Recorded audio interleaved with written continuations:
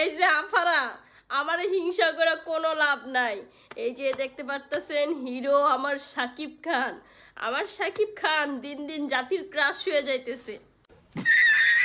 Hello guys, কেমন আছেন সবাই? আশা করি সবাই অনেক ভালো আছেন। গাইস, নতুন ভিডিওতে আপনাদের স্বাগতম। তো গাইস, আজকের এই ভিডিওর মধ্যে নুসরাত জাহান অন্তরা একটি ভাইরাল ভিডিও দেখানো হবে এবং মিস চকলেট এবং সুমাইয়ার রিমুকে নিয়ে আজকের ভিডিওতে আলোচনা করা হবে। তাই বেশি কথা না বলে তাহলে চলুন শুরু করা যাক। ভিডিওর শুরুতেই দেখবো আমরা সুমাইয়া রিমু তার হাজবেন্ড সম্পর্কে ভাইরাল বক্তব্য।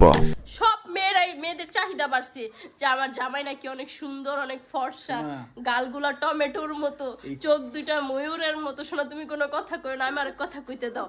তো হে আপু গলিকা কই, কোনো লাভ নাই আমার লগে হিংসা কইরা। আমার সুন্দর জামাই তো আমারই থাকবো, অনেক কষ্ট করে পড়াইছি। গাইস, যারা ইউটিউব ফেসবুক চালায় তারা অন্তরাকে চিনে না এমন মানুষ কমই আছে। তো তার একটা ভিডিও ভাইরাল হয়েছে, চলুন দেখে আসি।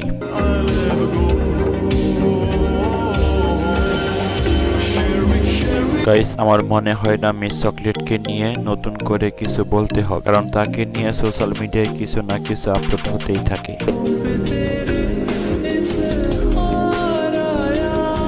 গাইস, সাকিব খানকে নিয়ে ইতিমধ্যে মন্তব্য করেছেন অপর বাংলার জনপ্রিয় অভিনেতা চিত। তো চলুন দেখে আসি তিনি কি বললেন। अगर कोई अच्छा टैलेंट होता है, कोई अच्छा मेकर होता है, कोई अच्छा काम कर रहा है, तो उसको वो नोटिस कर रहे हैं और उसको अप्रिशिएट